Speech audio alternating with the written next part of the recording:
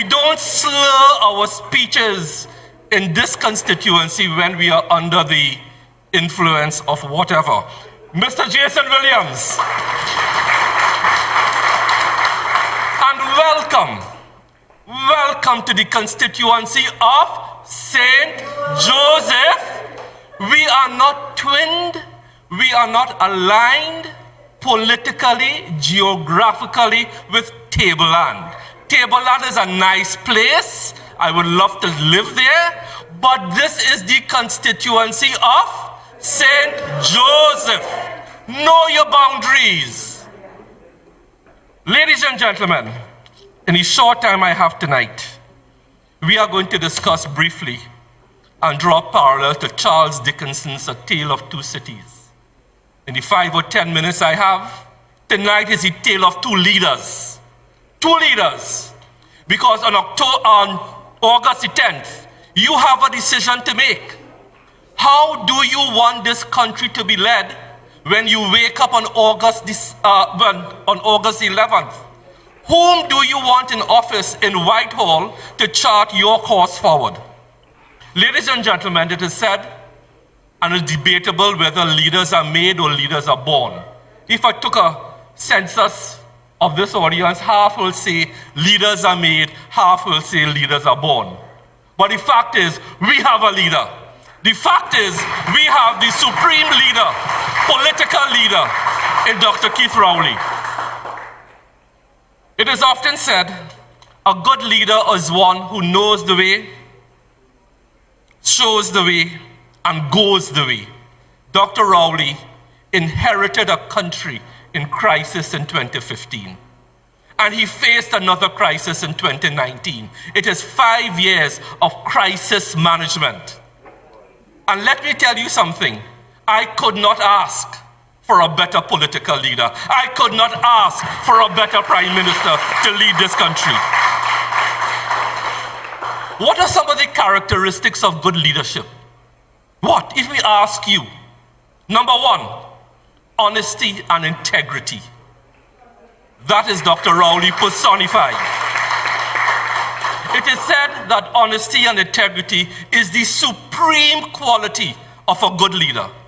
He has been honest with his cabinet, his ministers, and with the country. Totally honest. Another key quality of a supreme leader, a good leader, a caring leader, is that of confidence. And when we say confidence, you know what we mean? And no pun intended tonight, because you will find this in any leadership manual. Confidence is personal confidence in your own skin. Do you know what that means? That he is happy and confident in who he is as a man. As a man. Whether it's a blank man or any other kind of man. This is what is taught in leadership schools. As a fledgling politician, and he is the only political leader I know, another leadership trait is that to inspire others, to inspire people, to show them the way. And I can tell you from personal experience, this gentleman has inspired me. And by turn, I inspire St. Joseph. So that inspiration trickles down. Do you want to give that up on August the 10th? Do you want to lose that? The other quality is that of commitment and passion. Dr. Rowley is by far the man I know who loves Trinidad and Tobago more than anyone else. And he doesn't only say it, he has demonstrated it time and time again because he is willing to take hard decisions, and I will come to that. The COVID response has taught us something about leadership. Trinidad and Tobago did not arrive at where we are by guess. It was because we had a prime minister with vision. You see vision? If you don't have vision as a leader, crapo, smoke your pipe. Vision is a preeminent quality, and he has done that. And we need to continue in that vein for the next 5 years. And the last one I want to talk about, and this is key, emotional intelligence. What is emotional intelligence? Emotional intelligence is that ability that prevents a person from having negative emotions that influence your decision making. Dr. Keith Rowley believed in the science. He believed in the public officers. He believed in the public service. He took advice. That is emotional intelligence. And let me tell you all something. Let me tell the country something.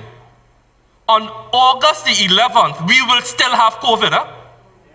COVID will still be in the world. We have 15 million cases. We will still have COVID. Whom do you want leading the COVID response? I want Dr. Keith Rowley. St. Joseph wants Dr. Keith Rowley. Barataria San Juan wants Dr. Keith Rowley. Tudapura wants Dr. Keith Rowley. Moruga Tableland wants Dr. Keith Rowley. San Fernando West wants Dr. Keith Rowley. And as I close, there's a saying about leadership. A good leader takes people where they want to go. Listen to that, but that is not Dr. Rowley. A good leader takes people where they want to go, and that is Kamla Prasad Bisesa with her populist measures. Open the borders. Keep rum shops open. Is the sunshine? But do you know what is the hallmark of a brilliant leader? A brilliant leader, a great leader, doesn't take you where you want to go. It takes you where you ought to be. And where we ought to be on the morning of August 11th is in the hands, the safe hands, the scientific hands of the People's National Movement. And if we do that, on August the 10th, when we gather virtually, we will say with one strong voice, great is the PNM, great is the PNM, great is the PNM. We did yesterday, we prevailed yesterday, we prevailed today, and we will prevail on Tuesday, August the 11th. God bless you, St. Joseph.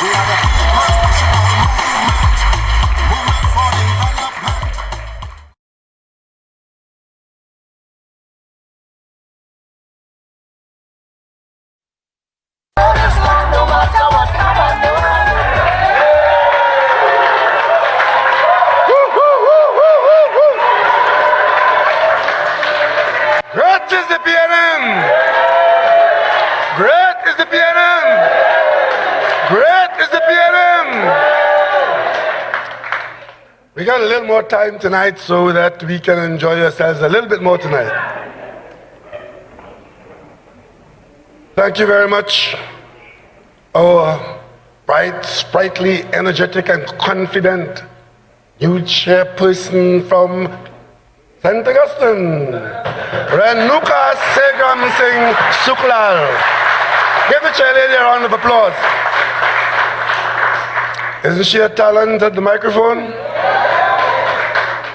She's a talent in the law office, in the courthouse. She's full of energy, and we're so happy to have her in the campaign. Tonight, I want to ask your permission to acknowledge my cabinet colleague, Member of Parliament for St. Joseph, and the next Member of Parliament for St. Joseph, the Minister of Health of Trinidad and Tobago, Mr. Terence Dalton.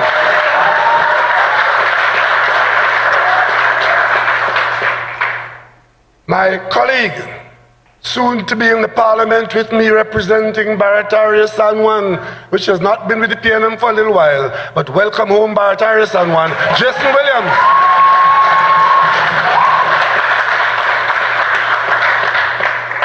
Tonight, on this platform, there are 4 PNM candidates, 4. I'm leading the team, and I'm the oldest dog in the hunt.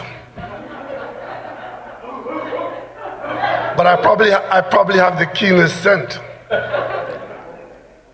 and my colleague who had the responsibility that most ministers of government never had, a responsibility to look after the nation's life and livelihood in a pandemic, something that happened 100 years ago. Thanks for a good job, well done.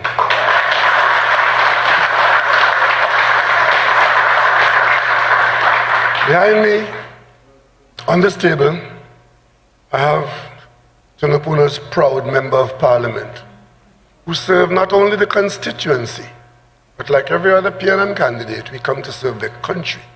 And Esmond Ford was asked to serve in the parliament as our deputy speaker, and he has done a distinguished job.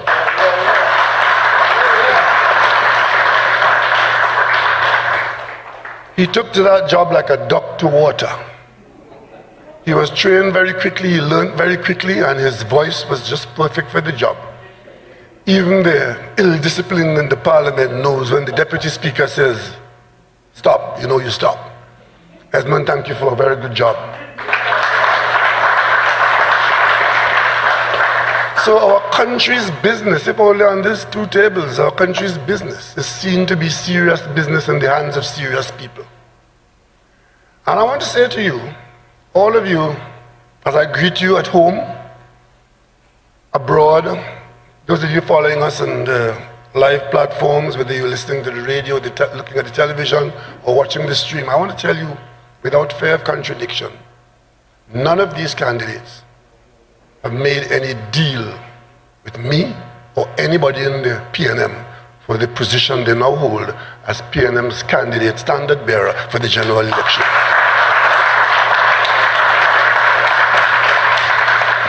In the PNM, we have a screening committee spelled out in the Constitution. The political leader does not select the screening committee.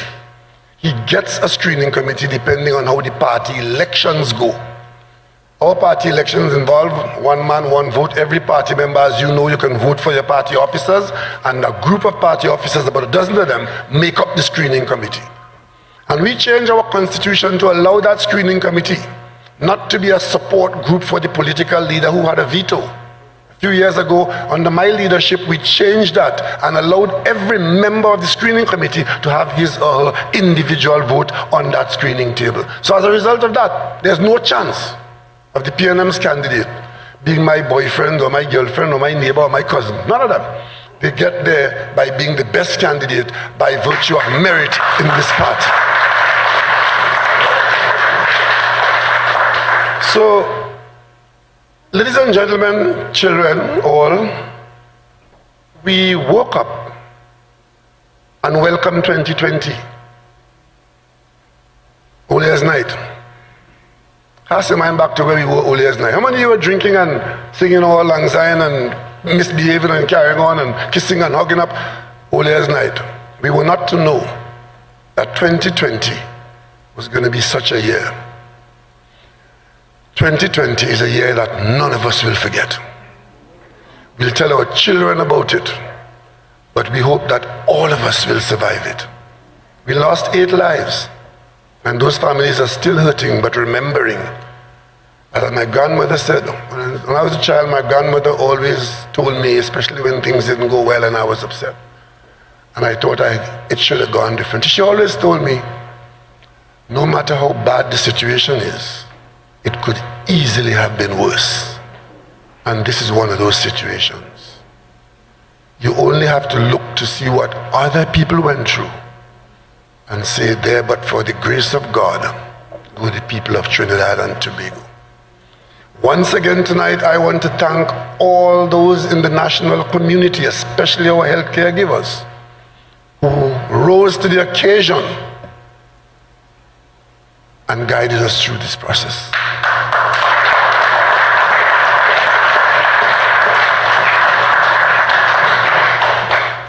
I've heard it mentioned that this is as a result of the good work of leadership done by the Prime Minister and his team. That is true, there's some good work done there because we had to make some significant decisions. But look back a bit further, a little bit further, and there would have been a time when when some good work was being done by those who manage this country's affairs, mainly the PNM, to have systems in place to train our young people, give them opportunity to be educated, let them choose their careers, and so on and so on and so on. And then there came a day when we needed the input and the guidance, the mettle and the skills of our healthcare givers. And the population suddenly discovered that at an earlier time, we had invested properly, we had behaved properly, and we had a full-fledged, international standard trained healthcare sector that could defend us.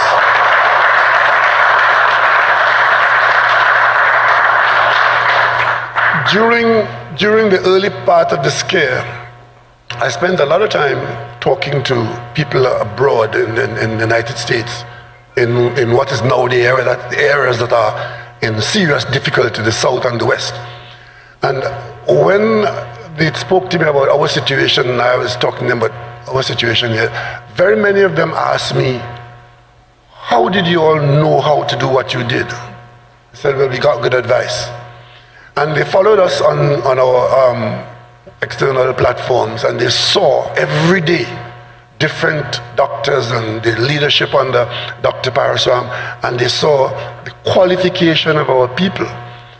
And many of them could not believe that those people were existing in our healthcare system and just came to the fore as required. They thought we imported them. And when they saw their qualification, they asked us, how did we know to have people trained like that in a little island in the Caribbean? And I said, this is Trinidad and Tobago, this is Eric Williams' country. Yeah, man.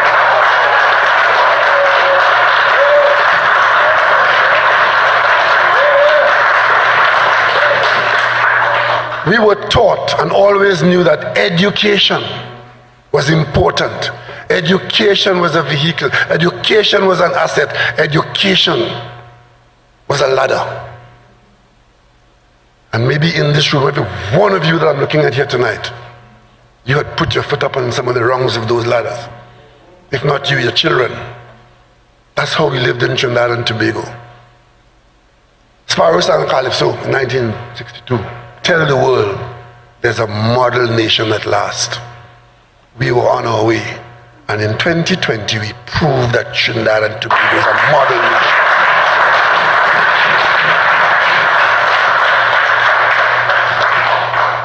We said that this threat is still with us. Some people don't believe. Some people think that we are using it for other purposes.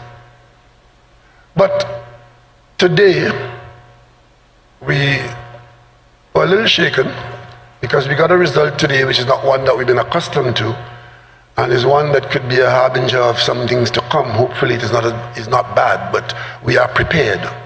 The reason why we kept our hospital system the way we kept it, that in the event that we get to a situation where we have sick people, that we can deal with it. It's when you can't deal with the sick that you have, that you got the real problem. Right now, we can breathe comfortably. That if something happens, and we begin to get a few more or many more sick people, that we have a response that we can make. So, we are still with the pandemic. The experts are telling us that it could be with us for a little while still. We're not going to walk away from it and say, okay, breathe easy, it's gone. So, what we did from very early is to understand that we were in deep water. And eventually, we're going to get out of it. And when we get out of it, we need to know what direction to go, need to know what to do, and what resources we have available, but we must get out of it first. And that is why very early in the game, you would have heard me say that I appointed a committee of some of the best skills in a wide cross-section of activities and experiences. 22 of our best talent, men and women, from labor to business to the university, those 22 people were asked to work as a team to prepare a roadmap for recovery, because we knew that we were being damaged. Our economy was being hurt in a serious way. And when it's all over, we would need to recover, because we know in Trinidad and Tobago, our anthem tells us that we operate with boundless faith in our destiny. So we know that we are going to have to recover after a bad experience of COVID-19. This team, during the early parts of the COVID, they met, 22 leaders, and they consulted 120 leaders in various subsectors in the country. And they prepared this document which I've laid in the Parliament. This document is the roadmap for Trinidad and Tobago post-COVID pandemic. Now, we didn't have this last year. We didn't have this the year before. We didn't have this in January or February. We produced this document. It's post-COVID-19 pandemic. So it's the first response of our best talent answering the question, what do we do? How do we do it? And you see, the Deputy Chairman Brooks, when he handed this to me on the 4th of June, so by the 4th of June, Trinidad and Tobago had this roadmap document, phase 1. And it says the submission of phase 1 Road to Recovery Committee report. And it contains the inputs of a 22-member committee, 100 co-opted members on our numerous subcommittees, and spontaneous contributions from the national community. That's what it is. Over 100 people or subsectors took part in giving their inputs, distilled by these 22 people who we could easily call them experts, because they were all invited there on the basis of their known quantity. Other people who are offering you another plan for Trinidad and Tobago, who job that guy? And then they're admitting to you that the plan is a rehash of the budget speech. One member of my staff did an exercise to compare all the offerings of this plan that the other planners have and the budget speech of the opposition leader last year, October. And approximately 75% of that plan that is being offered in those advertisements on television, what they call Woke Nation, about 75% of that came from the budget speech from last year, October. Well, one thing for sure, you know, he didn't have no COVID last October. He had none in November, none in December, none in January. So that could not be a response to COVID. I don't know which bar they drink up that in, but that is not a COVID plan. This plan came about after COVID came.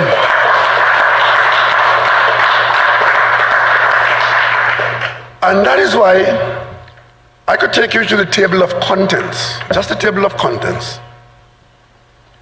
And it says,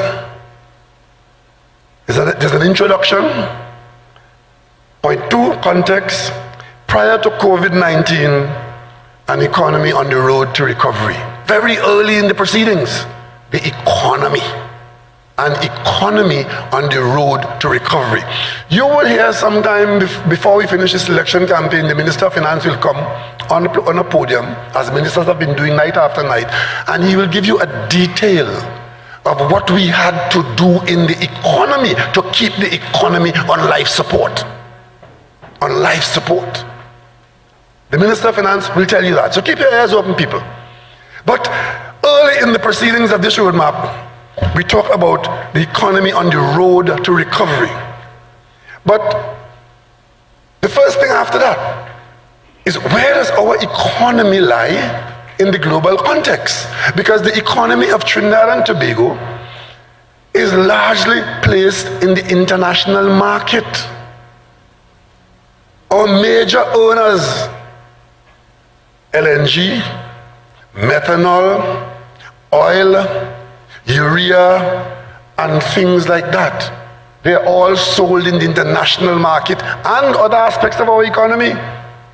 Caribbean Airlines, an airline that for the first time had made over $100 million profit last year, 2019, whereas before it was making a $500 million loss.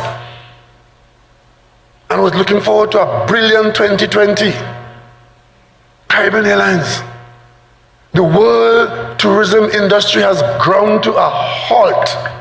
Cruise ships are now having a gloomy future, if any at all.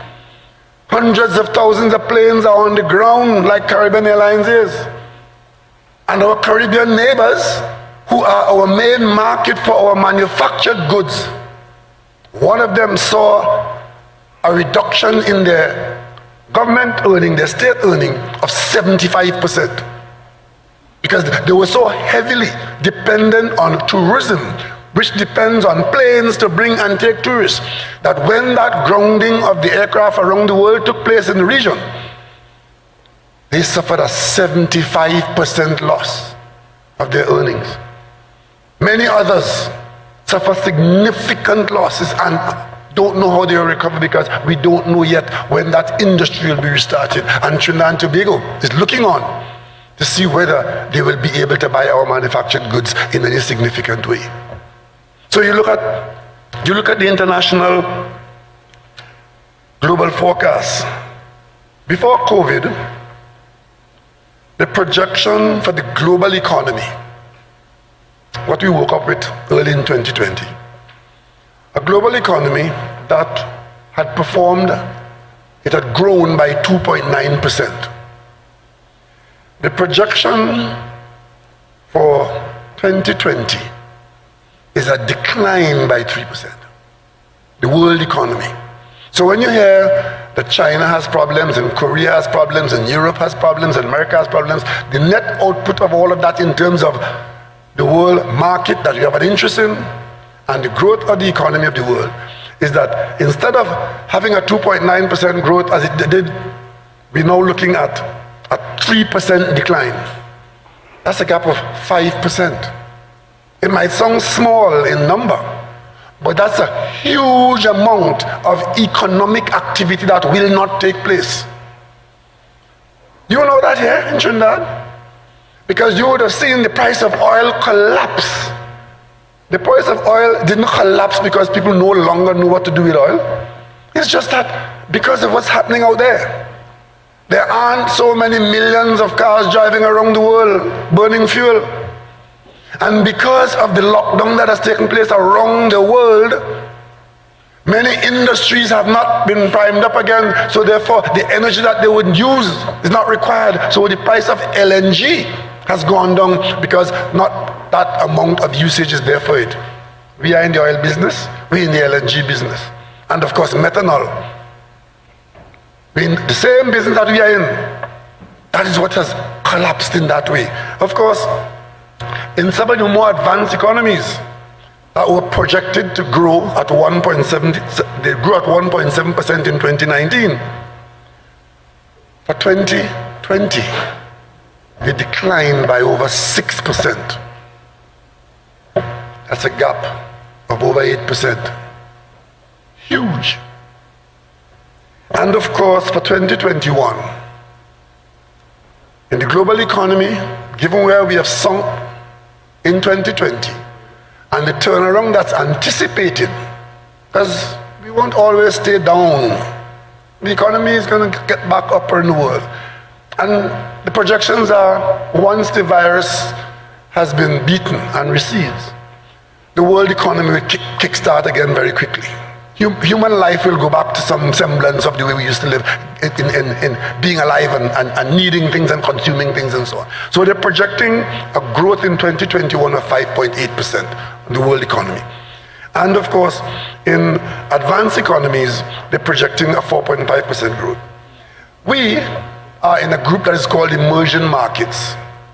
Small and energetic, have some strength still, and even though we were growing in that group, Trinidad and Tobago was not among the highest growth there because we were so heavily dependent on oil and gas that when the collapse started in 2014 and all the way down, we were still struggling to find growth of over 1% in Trinidad and Tobago. But the projection for growth in emerging markets and developing economies for 2021 is good. They're projecting a 6.6% growth. Well, Trinidad and Tobago can't say that we are going to expect that. But if we go, growth is this year over last year. If last year we were 10 and we go better than 10, you compare the next year with the year before. So wherever we end this year, once we are not as infected to have to close the economy again, and outside markets are beginning to pick up at some time next year, we expect that we will be able to turn around the direction that we have gone in 2020. So while it has been very difficult, it is important that we focus on a positive future, because there are opportunities coming our way. So ladies and gentlemen, when we talk about our roadmap, we talk about employment, 2.2. Energy commodity prices, always important to us. Have to keep our eyes on that. COVID-19 public expenditure. You know what that means? That's the billions that we had to borrow in February, March, April, May, June, July. Additional borrowing, because remember, we already had some borrowing in the budget of October 2019. We were aiming to borrow $5 billion to add that to our revenue and then service our budget going forward. But COVID made additional demands on us. You will hear from the Minister of Social Development and Family Services how many tens of thousands of persons we had to give cash to. You will also hear that police looking for a handful of people. And of course, this being our experience in 2020, in our roadmap, you will see talking about the socio-economic impact. Now every one of you here could write an essay on the impact of COVID on you, your finances, your family, your future, and all of that. The socio-economic impact. What did COVID do to us? What demand did it make on us? What plans do we now have to change? What plans died? And what new plans arose? The socio-economic impact. That's the story that you will tell at the personal level. And of course, you will know your government is managing our business at the national level. In an economy where the government is the driver of the country's economic engine. Your circumstances, just a little microcosm of the country's circumstances. And of course, the next heading is the new operating environment. Who could tell us that when this is all said and done, when it's all over, that we are going to be operating in the same environment? No. We will be operating in a new environment.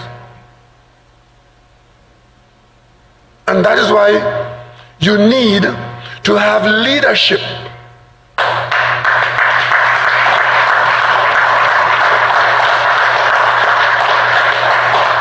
You need to have leadership that could chart a course in this new environment to even take advantage of the setback.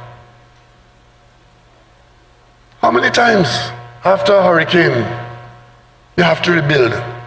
Every time. Go to Tobago, and the one thing you'll notice in Tobago is the quality of the housing in Tobago. Ever noticed that? Tobago boasts the best quality housing across the island than anywhere in the Caribbean. You know why? Hurricane Flora in 1963 flattened, break down, push down, lean down the houses that were there. And Tobagonians, with government help in most instances, major program under the NHA at the time, Tobagonians rebuilt their houses. And as a result of that, they built new, strong, bigger, better houses. Let us do that now with COVID-19.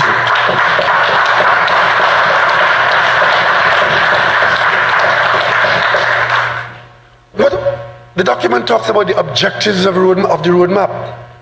4.1, objective number 1, social protection, leave no one behind.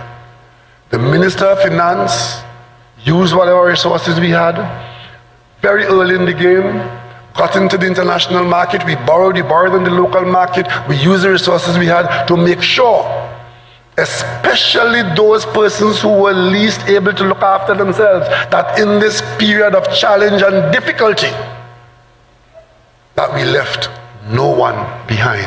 Everybody was catered for. From the multi-million-dollar business sector to the family with a challenged child, to those who suddenly lost their job because you were told to go home and stay home and don't come out, and you didn't know where your next pay packet was coming from. We left no one behind.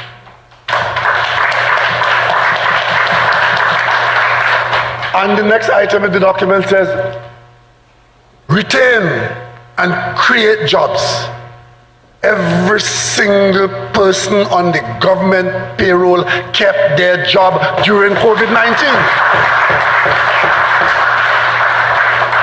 And we kept on engaging ourselves in the development program of the country as we created jobs in the development program. When we came back out to work carefully, gingerly, we came back out and continued our rebuilding. And of course, there were serious disruptions, and we talk about minimizing those disruptions. In our roadmap going ahead, how do we do it? What do we spend all that money for? All the monies we spent in the various subheads in the Ministry of Social and Family Services, out of the Ministry of Finance allocations, we spent it protecting the vulnerable and the displaced, using the social safety net to build a stronger Trinidad and Tobago. Otherwise, some people would not have made it at all. We hear the complaints now. We know there will never be enough. We know we'll never please everybody, but what we do know is that once I hear in you, you're alive.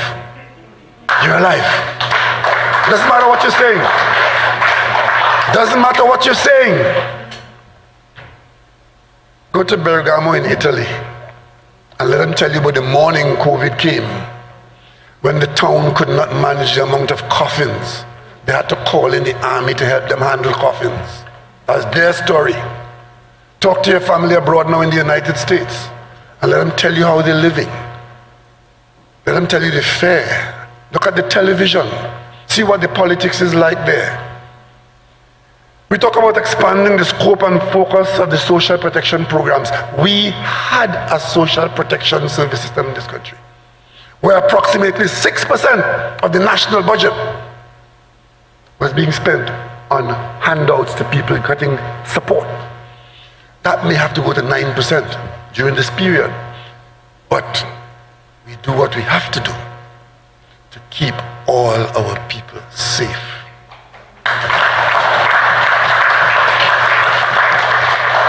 And our people not easy, you know. Our people not easy, you know. You know them. They're outside.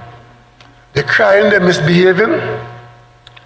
We are empathetic, we are sympathetic. You bring them home. They know when they come home. To keep all of us safe, you have to go into supervised quarantine. You know, when they get here, all of a sudden, they're bad. They don't want to cooperate with the Ministry of Health. They don't want to follow the quarantine. They don't want to go into quarantine. Some of them in quarantine, they want to go and visit their family while they're in quarantine. Quarantine means stay there and don't come out. You understand? But you know, that's our people.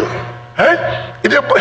With all this COVID story, you know, if we're crazy enough to celebrate a carnival tomorrow, it will be the biggest carnival in the history of Trinidad and Tobago, you know. And if the police had not been very vigilant, we would have been having a serious number of COVID parties because they haven't done, I'm coming from Maruga the other night, 10:30, I'm in the back of the vehicle reading. When I look up, I'm past, I don't know where I am, it's dark, and I look outside, I see a bar, inside the bar full of people, in the street full of people, endless cars down the road, and people dancing in the street. 10:30, bar should have closed since 8 o'clock, But so far, so good. It has not had the kind of negative effect that we're talking about, but let us not push our luck too far. Right? So I come back to where we're going, right? With respect to the disruptions, health first. Coming back out now, We're coming back out. Because this document is being prepared early in the proceedings when you lock down. So we have to come back out. As part of the roadmap, coming out onto the road, we talk about adopting workplace protocols for the safe return to work. Go to many workplaces now. Not the same thing, you see protocols there. All meant to keep us safe. Some of them quite elaborate.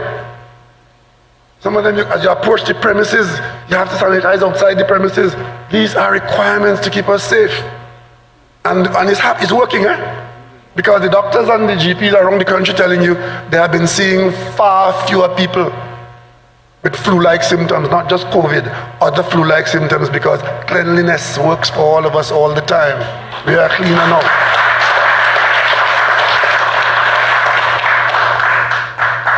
We want to keep people in jobs. We got to work while the threat is still there. We can't just lay back and say, well, it's got the better of us. So we talk about increasing spending in the construction sector. Prioritize, of course. Some projects may no longer be as priority as they were before because things have changed. But the construction sector is a sector which allows us to keep people in jobs and to provide opportunities for more jobs and to do so productively. So you will see, even as it is difficult in this period, you will see us still doing construction in the country for the reason, one, we're building the things that we needed to have, and in so doing, we occupy our people productively. If we don't do that, where then? Where then do they get jobs? On this platform of the PNM, we're good, but we're not magicians. Those magicians who are offering you 50,000 jobs, they have a means of giving you that. They have a lot of money to bring back. And I suspect they intend to bring back some. That could create a lot of jobs in this country. So they could talk about 7,000 jobs or 8,000 jobs, and they can't tell you how it's going to be funded. But of course, providing appropriately relief for business enterprises, small and medium enterprises. When the Minister of Finance speaks to you again, he will tell you in detail again how much support we provided for small and medium enterprises. For the big companies, all those who are borrowing a lot of money in the bank, the first thing we did was to get the central bank to lower certain reserve rates, to allow them to get money cheaper, to be able to lend cheaper, we hope. Right? And of course, the government was owing a lot of VAT that was being repaid very slowly. It was a bone of contention. This VAT debt was built up over a number of years. When we came into office in 2015, the debt of VAT was $4 billion, and every year, you keep adding on to it, and you keep paying some out. But because of COVID and because we wanted to have high liquidity in the country and to allow business to stay alive, to keep your job, because if the business house closed down, you have no job. So when you see us helping the business, we're helping the employees. We paid out immediately $700 million in VAT refunds up front to those smaller amounts. And then the bigger amounts, as Minister of Finance sometimes, I have to ask the Minister of Finance again, let me hear it again. I see a document and I read it again just to make sure I'm reading it right. $2.3 billion in bonds going to the business sector, and these bonds are tradable, Government-backed bonds, government debt, but debt that was owing and that would not have been paid so quickly, but we had to pay it now to keep the business sector alive and well, so that when you come out from the lockdown, you have a job to go back to.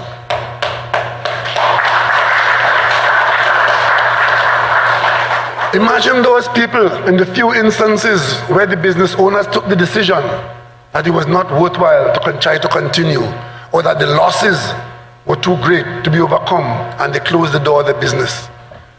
Think about those people who had a job in February, in March, when we locked down the country. And when you come back out now in June or July, the business no longer exists. I receive on a regular basis the odd person who would have got my phone number and would write me a note telling me how the circumstances are and they need immediate help. I can tell you, in every instance like I get something like that, I WhatsApp it straight to the Minister of Social Development and Family Services, and she acts on it immediately and brings some relief to that family, that person. Yeah, that's in place in Trinidad and Tobago. In some countries, it is not even thought of far less to be in place. And we give priority to families with children. We give priority to the elderly. Don't sell our country short. When we say we're not leaving anybody behind, we make the best effort to let that be true. And of course, we focus a lot on sustaining economic activity in energy and energy-related industries. Some people hate to hear us talk about energy. But we don't and can't run away from the fact that the vast majority of our revenue dollars come from the energy sector. We do have some other strong sectors, because in the period of difficulty between 2014 to now, the non-energy sector has been stepping up. When in 2015, we moved into 2016, and we had a loss of $20 billion because of the loss in energy revenues.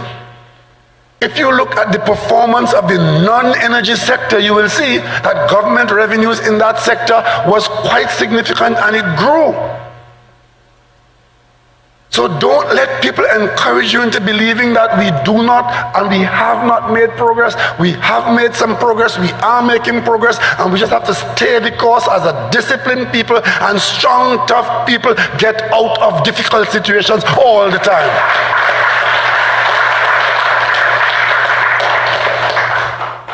We provide appropriate financial relief through banking and insurance institutions and credit unions. Many people do their banking in the credit union, which is a multi-billion part of our economy. We put $100 million in the credit union for those persons who go there. And we give the credit union an arrangement where you can lend this money quickly to the small borrower at very, very favorable interest terms. Most credit unions are involved in it, and most people who use credit unions, they will find that there's money there available. So you don't go and tell them, we have no money. The government put $100 million there. Right? For those who are exporting, right, and require a small amount of, or even more than a small amount of US dollars, depending on what you're importing, right, and what you're exporting, we put significantly more US dollars in the Export-Import Bank, so that in that Exim Bank, you can get that support. So the government was out there stretching a hand to everybody. And of course, Tobago is peculiar. Like the rest of the Caribbean north of us, Tobago, its economy is twofold. Tobago's economy is government employment and tourism mainly, and a small amount of agriculture. Agriculture being much too small, of course. But in the meantime, Tobago had been taking on with some tourism. Guess what? Cruise ships, 0. Planes, 0. Hotels, closed. The private hotels in Tobago, closed. And the government put, is that $50 million? $50 million towards sustaining them creating some employment in the area and allowing them to be ready for whenever the industry opens. The Magdalena Hotel in Tobago, the largest hotel in Tobago, owned by the state. The government was saying to the private sector across the country, don't send home your workers. Try as hard as you can to keep your workers on the payroll. Make that your contribution to this pandemic fight. And many, many businesses did that. Some small, some medium, and some large. I've spoken to small businessmen who spoke to me from the heart and said, I couldn't see my workers go home and know that they don't have a pay packet to buy food for the children. So I kept them on knowing that I'm running debt that I don't know how I'm going to pay. They've told that to me. Because there's a relationship between the manager who owns the business and the workers who come there. A personal relationship. He couldn't see them starve. Some people have done that. But the government kept the workers on at the Magdalena. Because you couldn't ask the private sector to do it and not do it in the public sector. So the Hilton workers, the Magdalena workers, the Hyatt workers, the government kept them in their job and nobody was supposed to know. So when you hear 2x4 rum shop politicians talking about the government is heartless and the government this and the government wicked, they just have nothing useful to say and you just get rid of them because they're just insulting your ears. In Trinidad and Tobago, we left no one behind.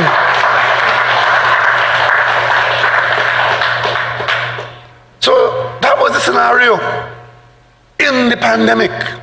First, you know, every single request of the Ministry of Health got a positive response from the cabinet which I led. Even though we were there, already prepared and already had a system in place, when we looked at it again, the ministry came back and said we need XYZ. We had an additional $150 million to make sure all our health hospitals had everything. You look at television, in the richest nation in the world, they were in garbage bags in the hospital. They were washing face masks and renewing it. That didn't happen in Trinidad and Tobago.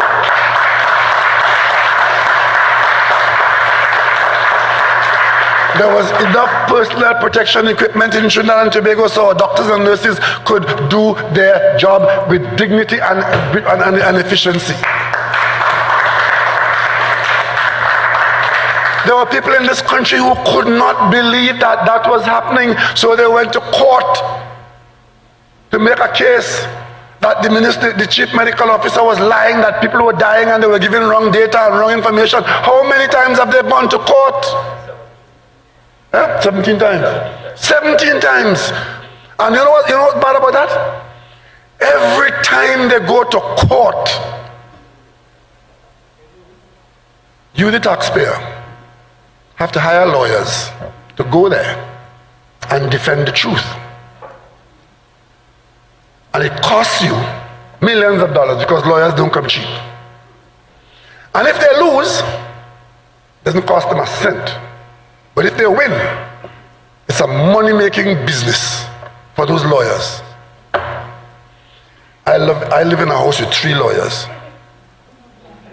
So I love lawyers.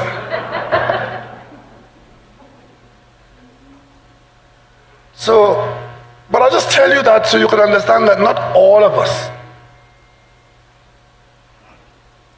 see things the same way. And as we go past that confirmation that we are in a pandemic, we're now talking about what happens in the future. What does the future hold or look like for us? So that brain power we brought to bear in preparing this roadmap to recovery. We talk about building a digital nation. You know what a digital nation is? It's a nation that is committed to using digital technology to conduct its business. And I here tonight tell you that is where this country is going. COVID has broken our nation. When we build it back, we're not building back the same old business and the same old nation.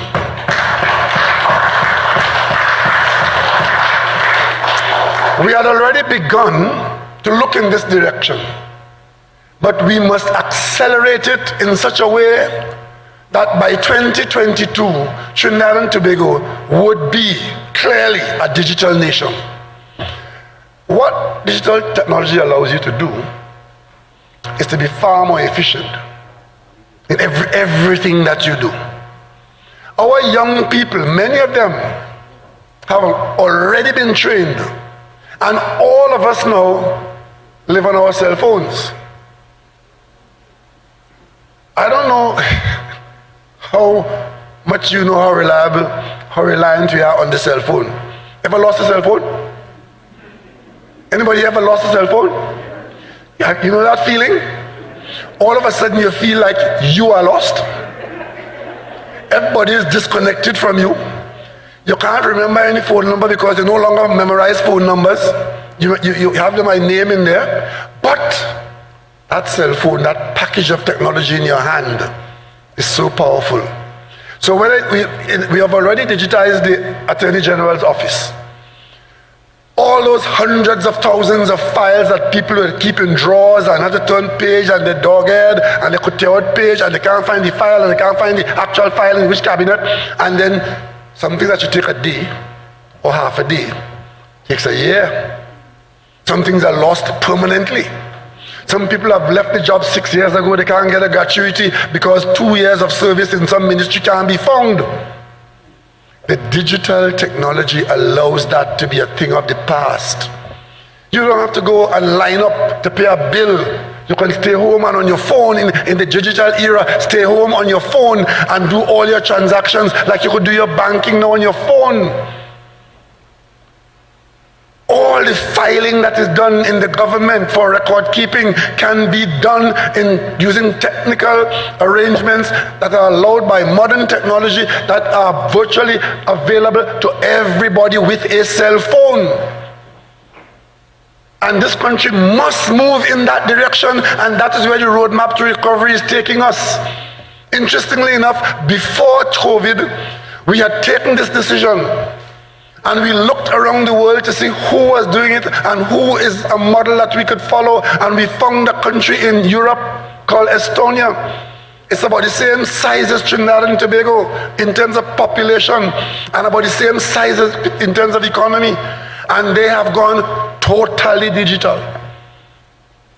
And what that does, it allows you to identify people as unique individuals in the society. So you have what is called an e-identity. So you have an identity number, and that is used to take you wherever you go. You go to the licensing office, you go to the hospital, you apply for a birth certificate, all of these things, and it is so easy to do.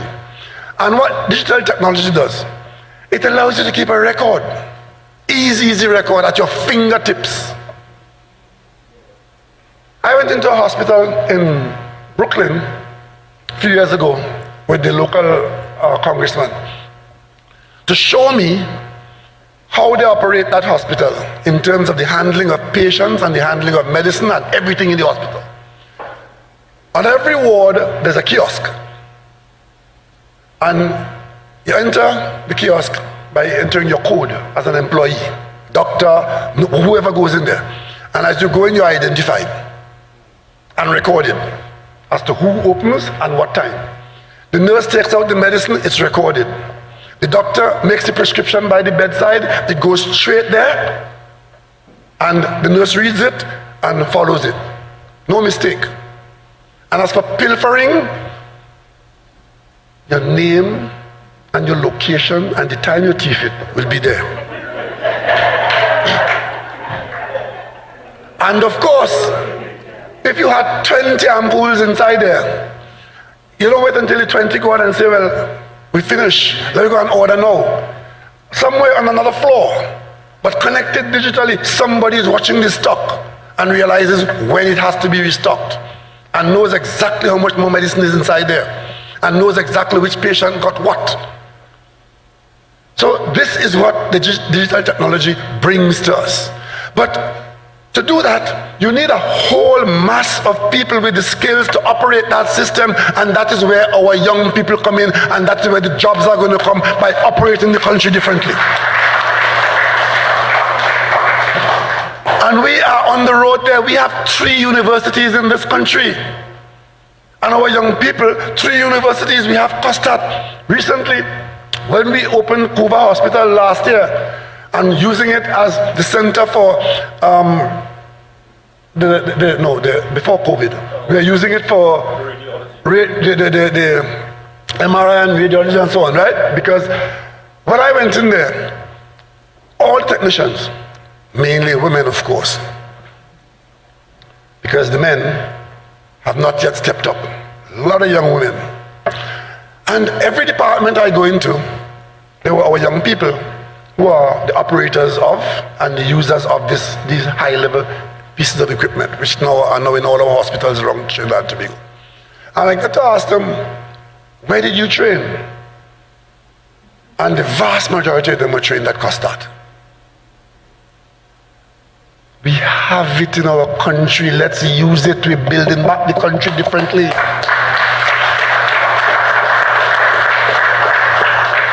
I go up to USC in Maracas Valley, and I'm talking to the students. And I'm surprised that there's a nursing program up there. And I talked to them, and then I discovered it's not just a nursing program, but it's a nursing program as good as or better than many in the Caribbean at USC. Outside of the government system, we do have a nurse training program in the government system. But at USC, there's a program as well. Our young people are being trained. And I'm saying to Trinidad and Tobago tonight, let us use the COVID disruption to steer Trinidad and Tobago in a different direction. And let us all commit tonight to make this country a digitally operated country.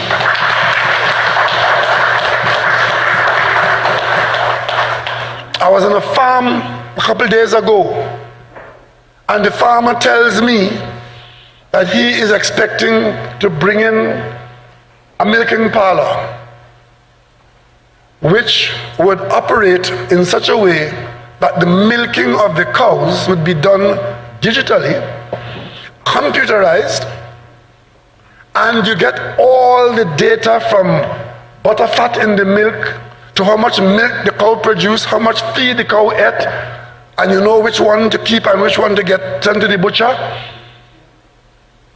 All of this, and I know it is true, because I went on a farm like that in England a few years ago, and I met one man managing 75 milking cows on a farm.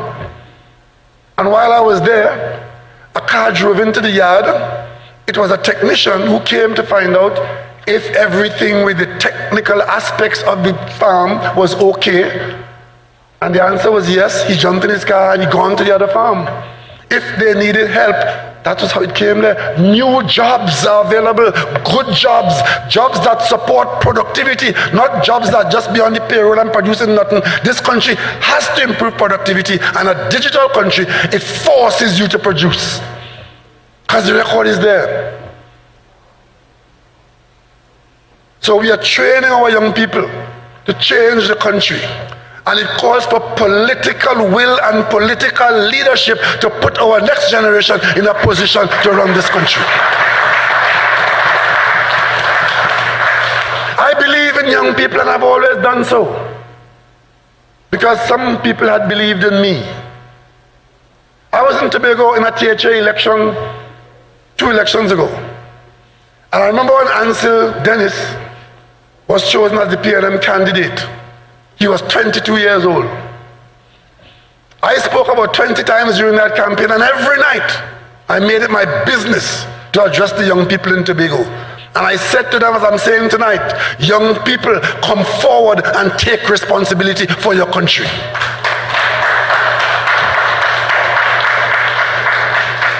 Today, Ansel Dennis is the Chief Secretary of the Tobago House of Assembly.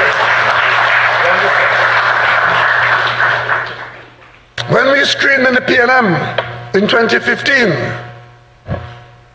The Tobago PNM produced 2 young ladies, one for Tobago West and one for Tobago East. In Tobago West, they produced Shamfa Kojo, and Tobago East, they produced Ayana Webster Roy. The PNM won the election, and the people of Tobago held me responsible for molding and monitoring and developing those 2 young ladies. Today I could tell you, they have matured, and they are available for many, many years of service to the people of Trinidad and Tobago. And I see my job and my responsibility as the oldest member of parliament.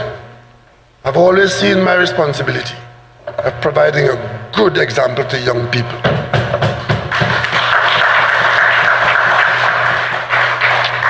Michaela Pandey came to the parliament as the daughter of Basdeo Pandey. I was introduced to her the first day she got there. And she spoke to me as a youngster. I spoke to her as an elder. Up to today, Michaela gone from party, close up the party. She still calls me sir. She always refers to me as sir. And I am very happy about that. Because you see, there are some people who believe that only the bad things are worthy of your attention. Whoever said that life is going to be a bed of roses?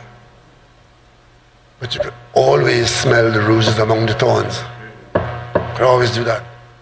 So ladies and gentlemen, a section of this book, section 7, managing the fiscal crisis. You know what that means? Fiscal means how you get in money and how you spend it. The fiscal year is your budget year. Fiscal incentives are things you give so that they cause people to do things and the government may or may not get a return out of it. The fiscal crisis that we're facing is that we have been forced to spend more money on the expenditure side than we can expect on the revenue side. You could do that for a little while. You can't do that as a sustained model. We already, even before this PNM government came into office, we were already lopsided on the fiscal arrangements. The last government pushed the expenditure side up until it got to $63 billion. And many of you were in the band, give me more, give me more, give me more, give me more. And you got it. You got it. But every time you get it, remember, the expenditure side is growing and the revenue side is shrinking. That is the fiscal crisis in Trinidad and Tobago. And then add to that the coming of COVID, where we had to go more on the fiscal side, on the borrowing side. You had to borrow. So when you hear demands being made, just understand that no matter how big the orange is, you can only squeeze so much juice out of it. After that, you get into the rind, and we are very close to the rind.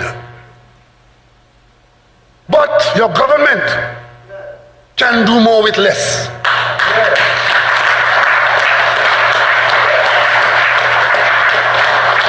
And your government must do more with less. And this government has been doing more with less, and on that basis alone, we are the right choice.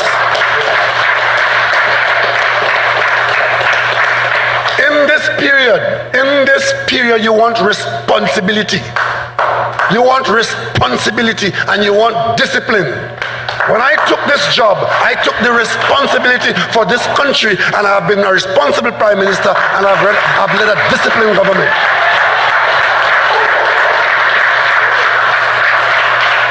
The first thing we did was to reduce the size of the government itself. First thing we did, reduce the size of the government. And in this very difficult, most difficult period starting September 9th, 2015, we have not had an easy day. Public servants, We fought to keep you in a job and you got your salary every month on time. State enterprises, when we were confronted with the behemoth of Petrotrin, we had to make a decision. It was not a popular decision. It was not an easy decision, but we did not make it capriciously. We looked at the problem step by step. It took us 2 years. From the day we came in until the day we took the decision that we have to do what had to be done because the country's finances were threatened. I know that there are people out there going to the polls to vote against this government because we closed down Petrotrin.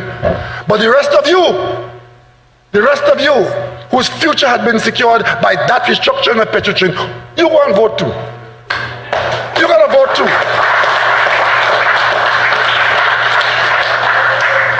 $850 million we couldn't pay because there was no discipline, there was no responsibility. Other leaders kicked the can down the road. I had no road to kick the can to. $850 million with a date to pay it. If I had to find $2.6 billion to pay the workers who were going home. Some of them came back into jobs. 800 of them came back and got jobs. And today, the restructured Petrotrin, Heritage is paying its taxes, servicing the loan, and making a profit of almost $1 billion.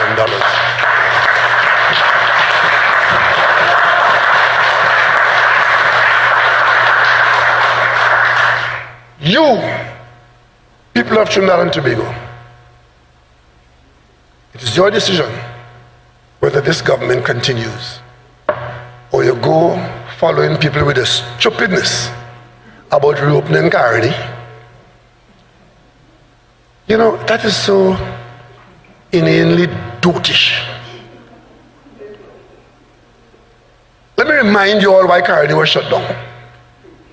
Caroni was shut down because the European Union and the United States had stopped paying the preferential price that they were paying to allow Trinidad and Tobago to pretend to be in the sugar business.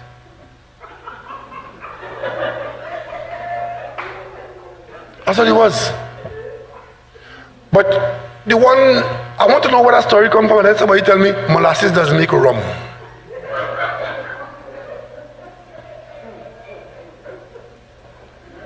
I am offering you here the roadmap, post-COVID roadmap, from the brains, the minds, the experience of our country, who tells us where this country is going to go, why we should go there.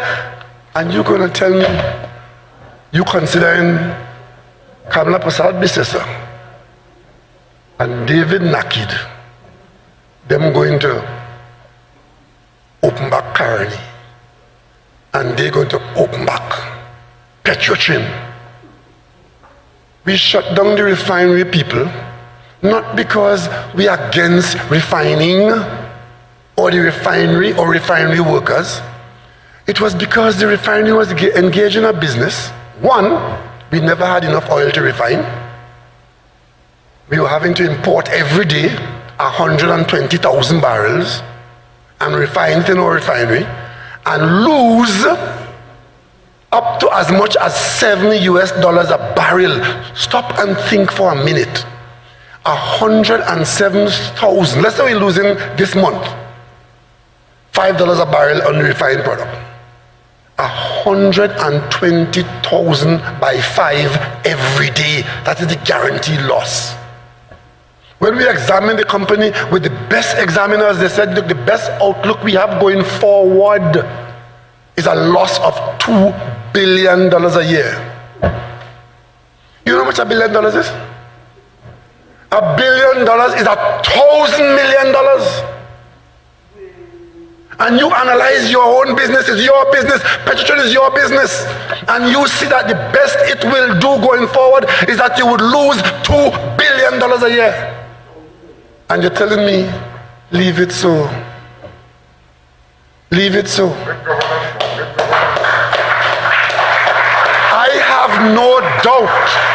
I have no doubt that by fixing it, we have offended some people. But patriotism is about putting your country first.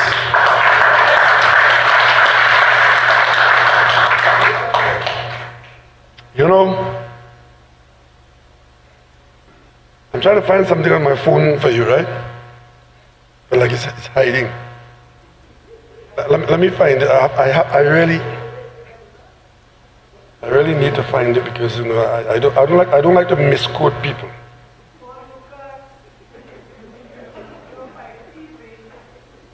I don't like to misquote people, so I really must find it. But while I'm looking for it, you know, there are some famous quotations in the world. One of them, you know, Winston Churchill said in his long career, you know, in politics, or wherever you are in your long career, sometimes there's one statement you make that's so profound, it describes you, right? And it depicts you all the way, and it becomes you. Winston Churchill said, you know, he said so many things. He said if the empire should last for 1,000 years, men should say this was their finest hour. John Kennedy, he said, ask not what your country can do for you, but ask what you can do for your country. Dr. Eric Williams, he said to the children, our future is in your book bags. Eva Peron said, don't cry for me, Argentina. A.N.R. Robinson said, quoting his mother, said, streams flow into rivers and rivers flow into seas.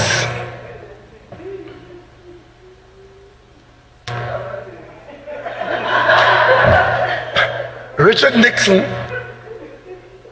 said, I am not a cook. And David Nakid said that the UNC cannot lead Trinidad and Tobago out of a paper bag, far less to lead the country. And those famous quotations. And interestingly enough, you know, Churchill started with a C, Kennedy with a K, Peron with a P, Nakid and Nixon with an N. It must be the N, right? It is the end of David Nakid after he beats up with Edmund Ford.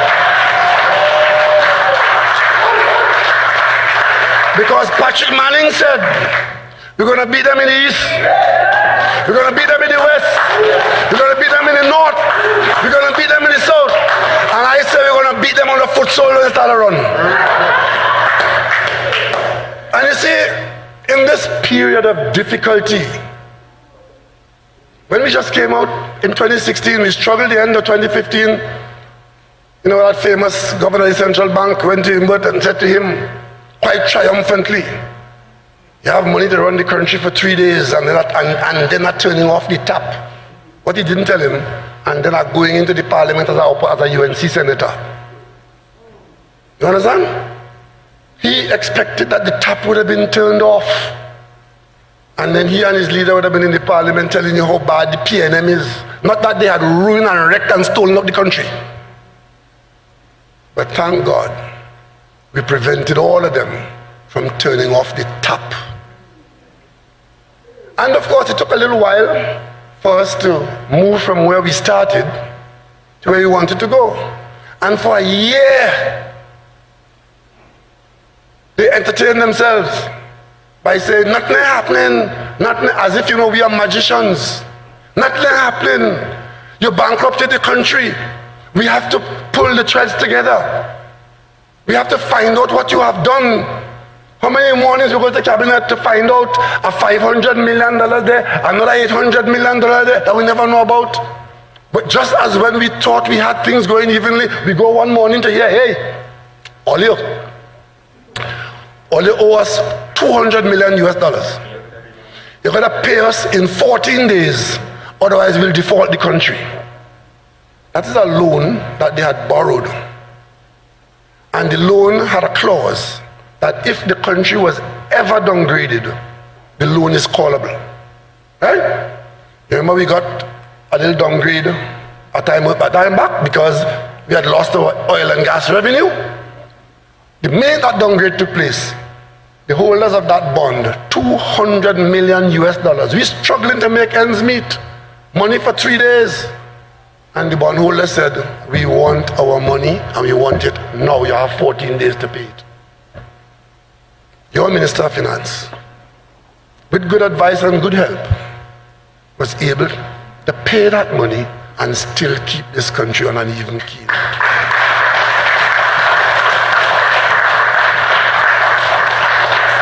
They were coming to the parliament on a regular basis, seeing that they were borrowing. The overdraft was right up to 99%. We had public servants to pay, medicine to buy in the hospital, public debt to pay, maintenance on our equipment. And they come to the parliament and they have 45 minutes to talk. And they spend 44 minutes. Why are you borrowing? Why are you borrowing? That one called Wade Mark always have concerns. He has concerns. He has concerns. He never had any concern when Kamala Prasad Bisesano, bags of bandit, the cabal, was wrecking this country. He never had no concern. He came to the parliament one day. I moved a motion. I moved a motion in the parliament one day with documentation to show that at FCB, the Minister of Finance in the UNC government had questions to answer about insider trading. And after I made the case in the parliament, they were required to respond to the document. When the parliament resumed, to my shock and horror, the speaker, Wade Mark, got up and entered the debate. Something no presiding officer must never do. He entered the debate with a document saying that the Chief Justice write he and tell he that the matter was sub judice and therefore the matter can't proceed in the parliament. I'm telling you, lie. The Chief Justice had to write after and say he knows nothing about that letter. The Speaker of the House of Parliament in Trinidad and Tobago lied to the Parliament to prevent a debate where a Minister of Government had to answer for public money in a state enterprise. Wade Mark had to apologize to the Parliament. But now in the opposition as a senator, he has concerns. He has concerns. He has concerns. That matter cost taxpayers $400 million. And those who were liable for that money was allowed to walk away because they belong to Trinidad and Tobago high society. Sometimes my blood boils. But I keep my peace because I know somewhere in this country there's a little boy or girl depending on me to speak for them and to protect them.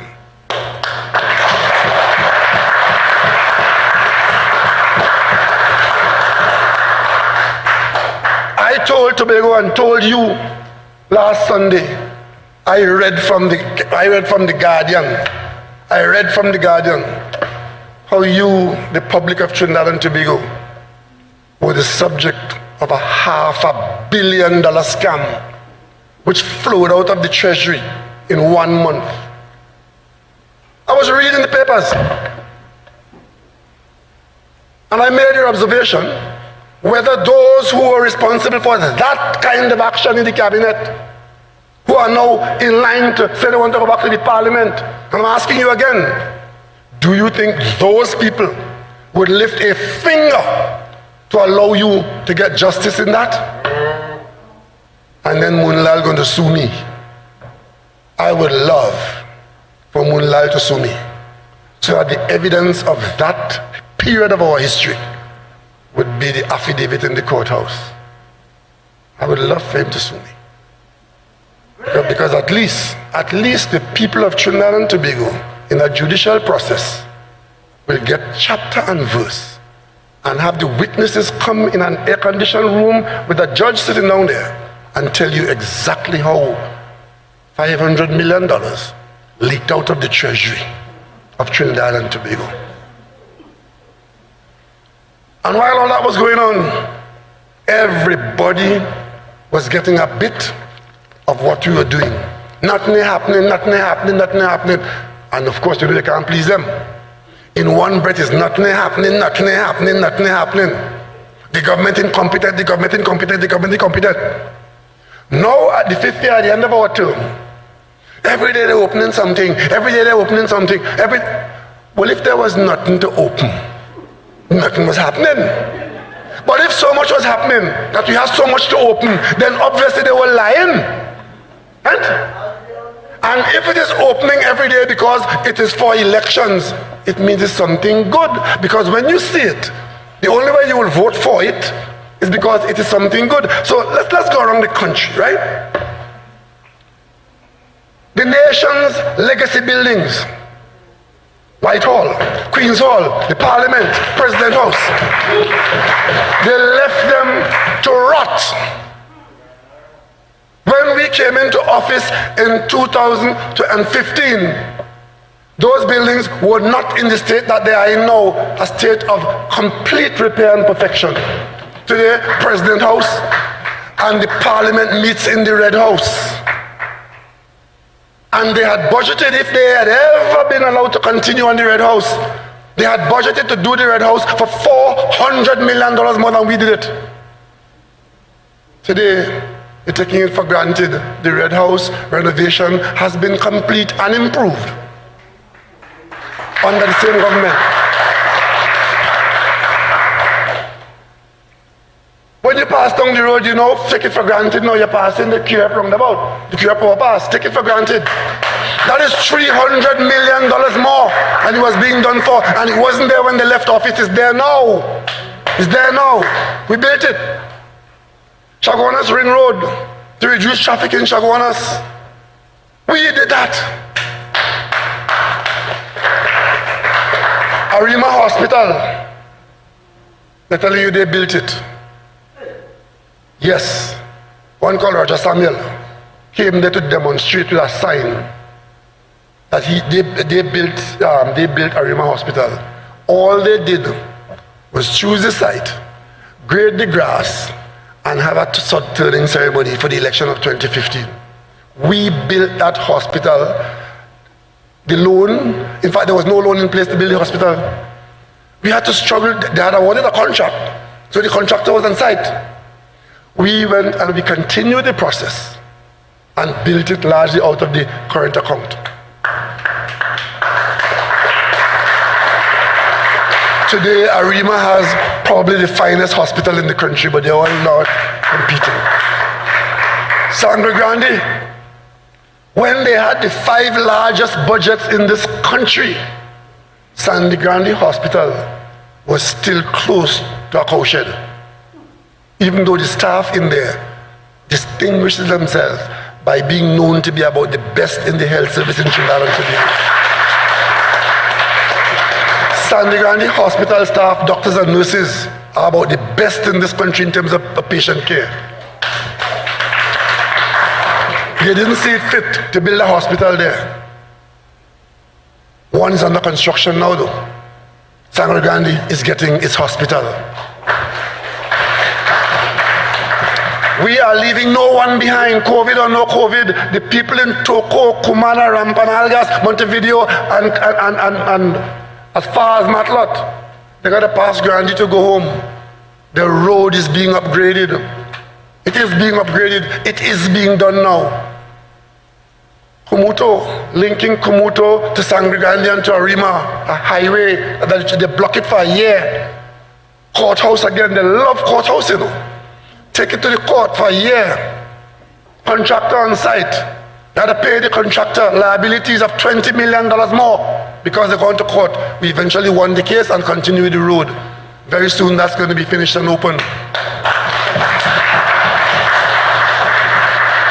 At the other end of the country, the people of Diego Martin, from Maraval to Caranage, from West Moorings to Goodwood Park, from 4 roads to up the hill, way up in the bay, we now have the Diego Martin Sporting Complex, one of the finest in the country.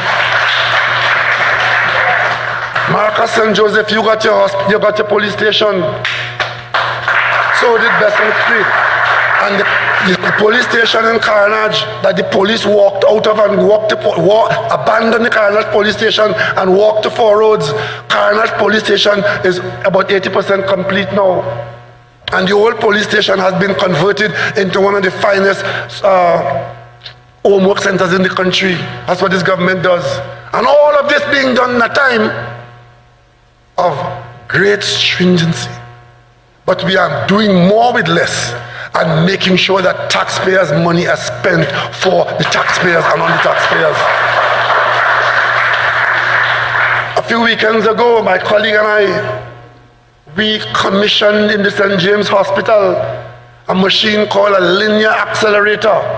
Cost $84 million. That is a machine that allows us to provide patient care and treatment for cancer patients in the public sector.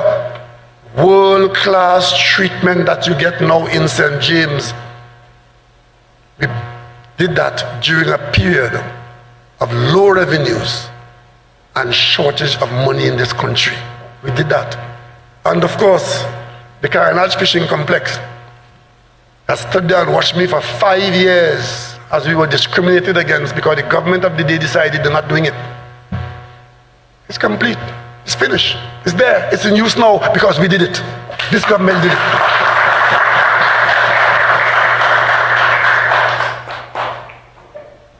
We built the overpasses on the highway.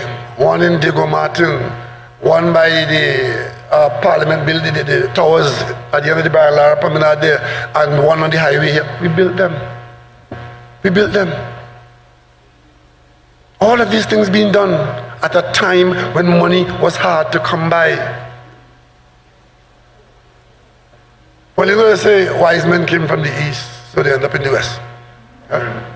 So in the west, we now have West Park, Savannah. It's a pleasure now to pass West Moorings and see all the people from around the district doing their walk around with the children, with their grandparents. Open Savannah, built, constructed, and the trees have started to grow because we have now got West Park in the Western Peninsula area.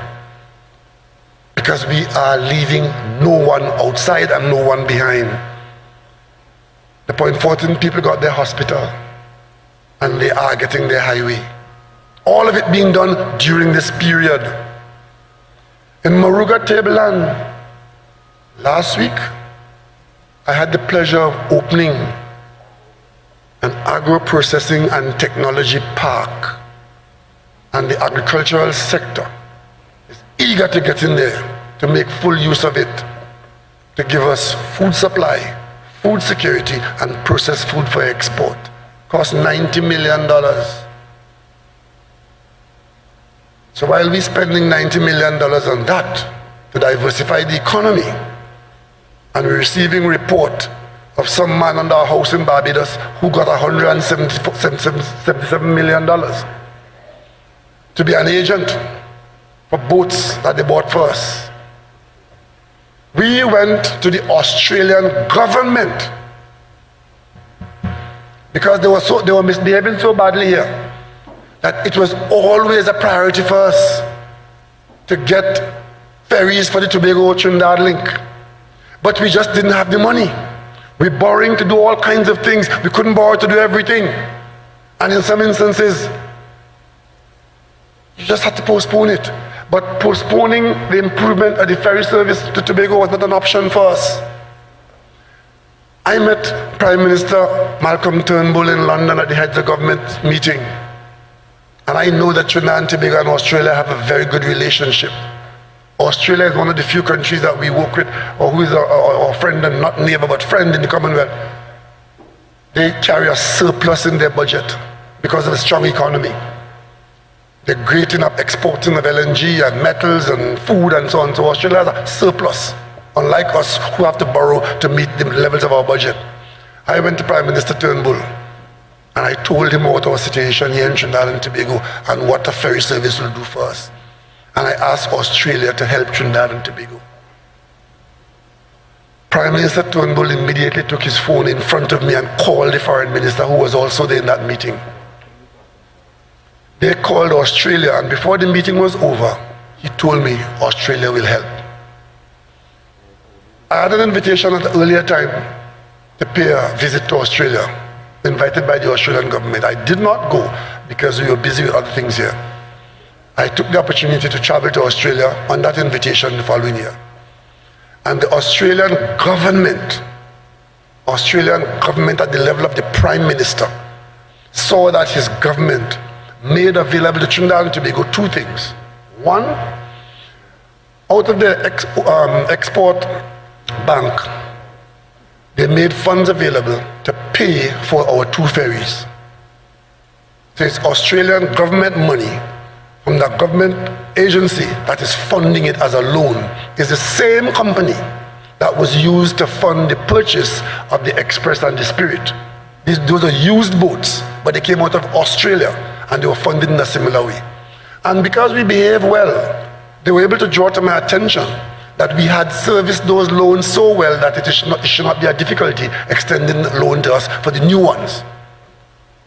And that's how we got those new ones. There are two companies in Australia that build those kinds of boats.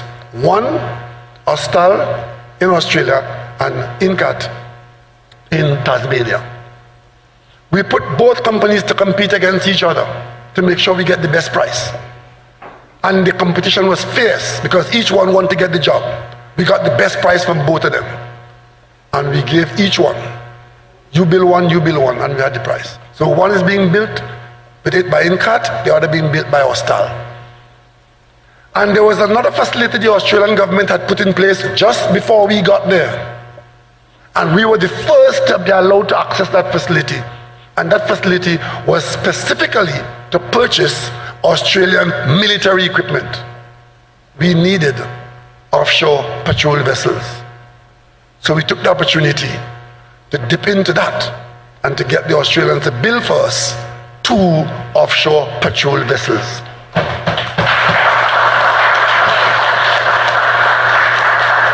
So we have 4 vessels being built in Australia. 2 to put an end to this ferry nonsense between Trinidad and Tobago. The same people who ran the Spirit and the Express into the bottom of the ocean. When we came into government, we had to take them out. We got 1 extension from the insurance. And when you go for another one, they say, no, those boats have to be brought to close service because they are not fit to be allowed further passes to go forward. The Express was so bad. We couldn't fix it because the cost of fixing it was so great, we had to sell it almost like scrap. We fixed the Spirit. It should have taken 9 weeks. It took 6 months. But it has since been properly repaired and is in service now. But for the first time later this year, a brand new ferry bought for Trinidad and Tobago will arrive in Trinidad and Tobago. It's called the APT James, named after a famous Tobago parliamentarian and patriot. And that will be the solution to the problems we had. And later on, towards the end of this year or early next year, because they've told us recently that it appears as though they'll have to have some delays because they too are affected by the COVID out there. So there's some delay out there. So the second vessel would be due here sometime, I would say early in the new year. And then we would dispose of the Spirit. And of course, Trinidad and Tobago would come closer because these vessels, they're new, they're faster, and they're far more comfortable than anything you ever had before. That's what we're doing for the people of Trinidad and Tobago. But you know when we did that, and I announced this every step of the way. Every step of the way this government announced it, but we had mark of concerns. You know what those underminers did? The first thing they did, they wrote the Australian opposition, seeking to incite them to attack the Australian government for helping Trinidad and Tobago get those 2 ferries. And when that did not work, they wrote the Attorney General of Australia making stupid allegations about concerns that they have of corruption,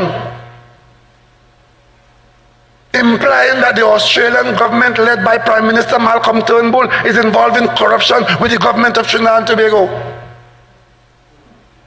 That is the UNC. So why were you all surprised when they spend the last 2 months in Parliament and all now trying to get the Americans to put sanctions on Trinidad and Tobago after they lie on Paria.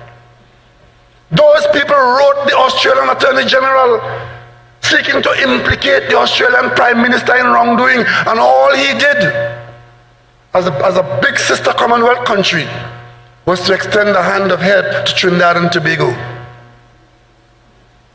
And they always calling Dennis Moses' name, Moses, Moses, Moses, Moses. They don't have nobody in their camp like Dennis Moses doing his job quietly and effectively. And that is why tonight I could tell you, if you're concerned about your business, if you're concerned about your interests, if you're concerned about your children, if you're concerned about this country, you'll stay far, far, far from Kamla and Weidmark. You know, the people of Tobago, they too were getting something in this period. Last Sunday morning I went to Roxborough and I met the Roxborough fire station. 96% complete. It's finishing this end of this month. I toured the Roxborough Hospital, which is 40% complete. When the country had money, they didn't produce any of this. Talking about woke nation and creating jobs. Every project I mentioned here had a huge job opportunity component in there. As it said in the roadmap document here, use construction because construction allows us to build the country, to create jobs, and to produce something of substance. So when we spend the money, we get something for it. They spent the money. What did you get for it? What did you get for it?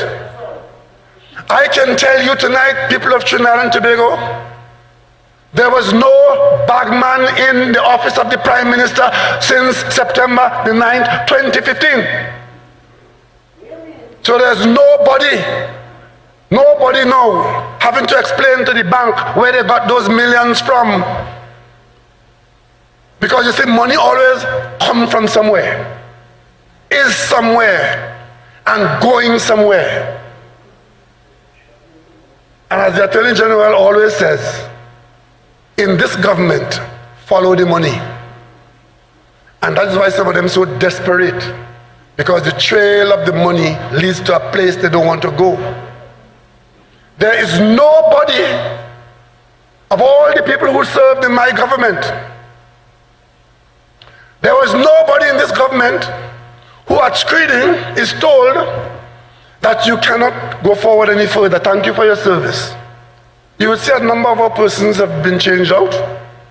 Not one of them could have had a story to say to me as political leader, if I don't get to go, I got to talk to your wife when you go home, talk to your husband when you go home, but you're holding no secret for me. I saw Jack Warner tonight identifying himself with a Dutch government inquiry.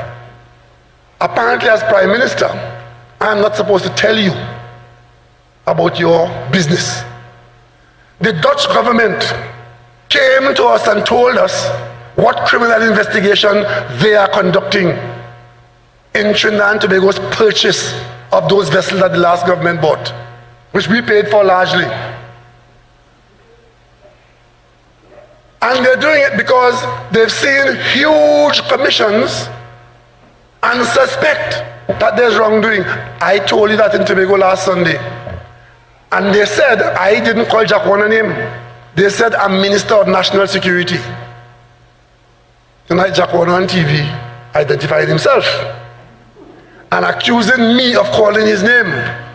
He said, I'm Minister of National Security. I didn't know it was he.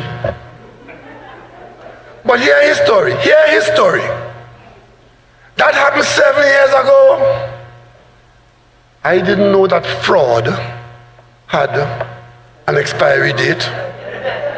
As far as I'm aware as a lawmaker in this country, there's no expiry date on fraud.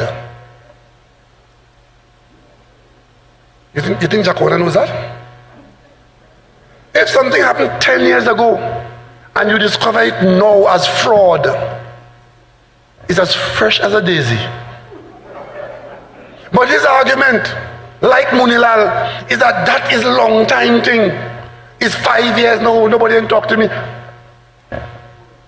So because police can talk to you for 5 years, it's all right. That's okay. And the government has no right raising it now. You understand? That is the kind of talk you're hearing from the opposition that conducted your business the way they conducted it and telling you now they want to go back to government. It means that they refuse to accept that something was wrong. And that means if they get the opportunity again, they will do it again.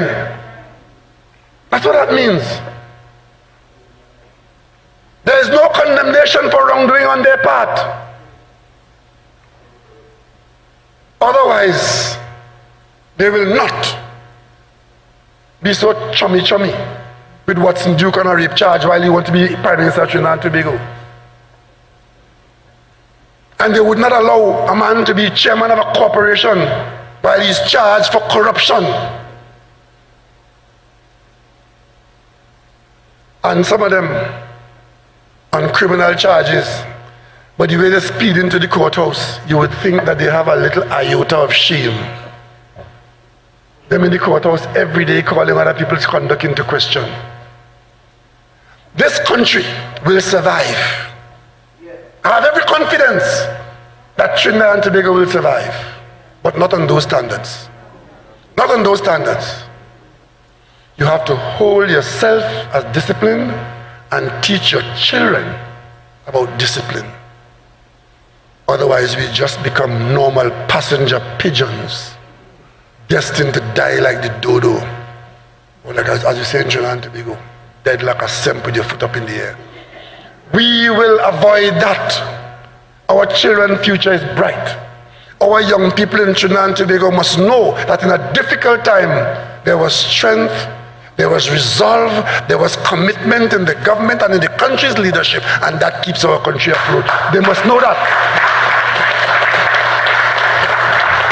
Our young people must know that the government is leading them in a direction where the skills of the new era is going to give them opportunities that I didn't have, that my grandfather didn't have, but which is theirs. And they must grasp it with both hands. They must have confidence to know that all of us must demand a share of what this country has to offer. But we must get it honestly, we must get it fairly, and we must be humane.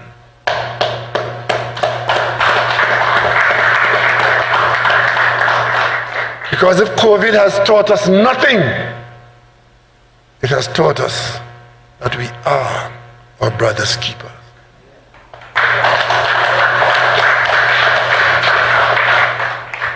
So, fellow citizens, the election is upon us.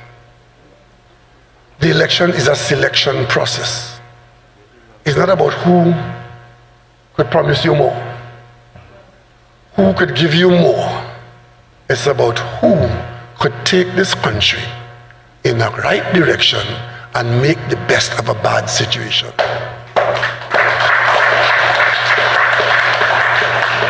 Fortunately, we have laid a good foundation. Fortunately, we have behaved well in the last 5 years. Fortunately, you still have in office, offering itself for service, a government that believes that it is the servant of the people of Trinidad and Tobago, and taxpayer money is not yours to put in your pocket. We are respectful of our people, and we are respected by all people. So when we say Trinidad and Tobago is a sovereign country, we mean that. We have had to deal with some difficulties that others never had to deal with. Today, we can point to success in those areas. One such success is keeping our country safe in a pandemic. Another one is keeping our country safe from a Venezuelan migration, while we manage to keep within our border 16,000 Venezuelans, showing them the milk of human kindness. We are able to confront the criminal element in this country because we know that it is our men and women in uniform, police officers and other agencies who have to confront the criminal element. And to lead the charge, you need a commissioner of police. We did that in the parliament without their support. We know that if we're going to fight white-collar crime in this country, that a scourge in this country, you had to have laws to fight white-collar crime. We've passed a suite of legislation, and the law applies to every one of us. And anybody who you see have a problem with them laws, them is people to watch. So tonight, I ask Barataria, from the hills to the lowland, to support Jason Williams in Barataria.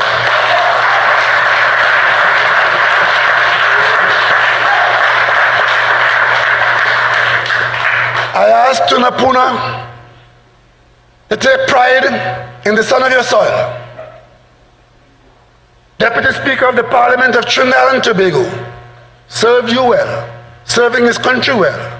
Send back Edmund Ford to Parliament.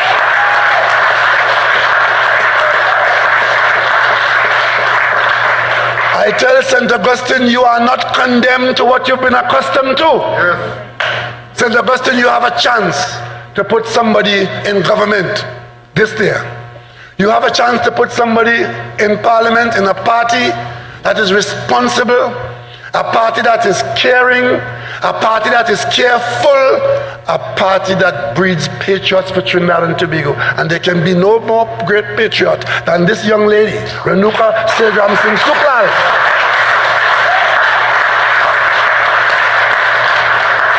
St. Augustine, she has come highly recommended. And you must take a stand. You must take a stand. And my friend, the number two there I'll sing in the family. The number two there I'll sing in the family. You have done us proud.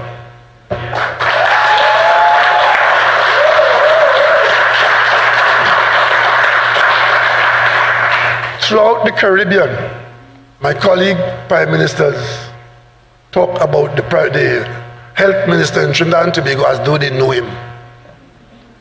Because I can tell you, a lot of what went on in fighting COVID up the islands in our CARICOM territories, they took their timing from Trinidad and Tobago, from the Ministry of Health and the CMO of Trinidad and Tobago.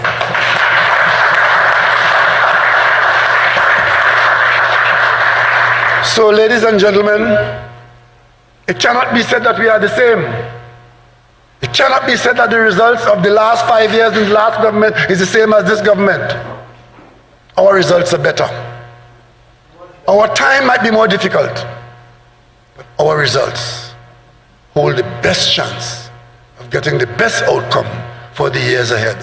Join us with this roadmap on the road to discovery so that we could secure a future for our young people and a more comfortable living for all of us.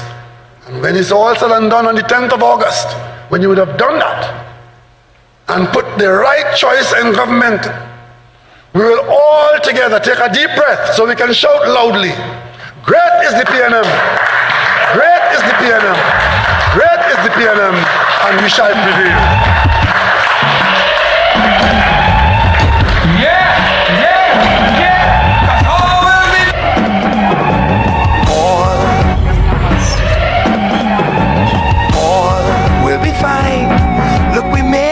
Choice every time. Still a job to be done and a race to be won. And we know we will win every time. Just keep the faith, heads up high.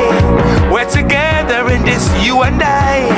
Yes, the job will be done and the race will be won. And we know we will win every time. And we go vote for the love of we country. We go vote to protect the treasury. Vote is only Dr. Rowley. The right choice for TNT. PNM is the choice. PNM is the voice. PNM all the way on election day is the right choice at the right time. Hands in the air for the police. Hey.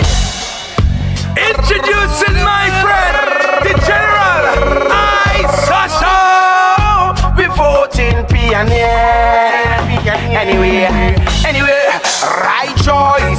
proud leader. The battle for one nation, your life matter, yeah. We leadership, yo, we promise you forever.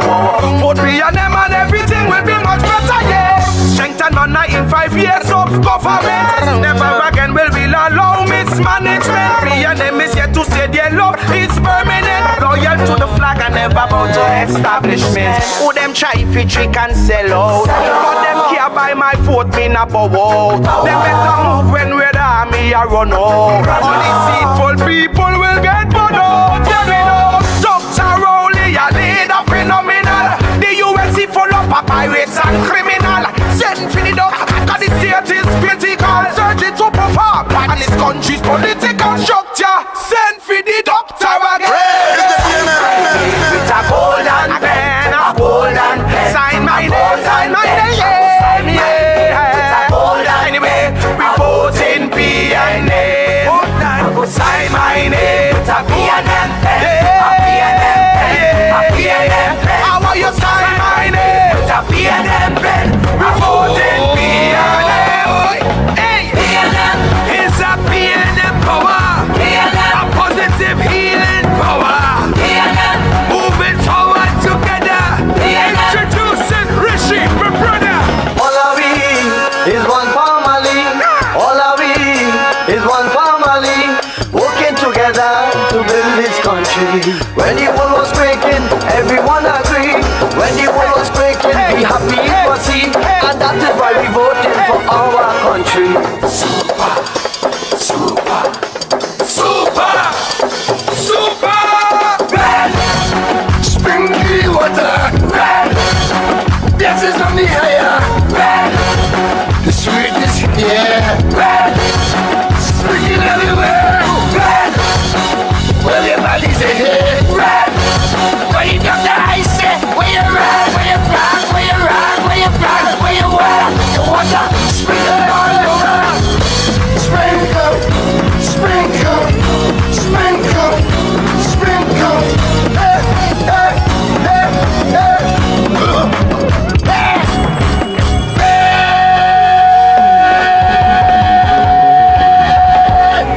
That was a paid political broadcast.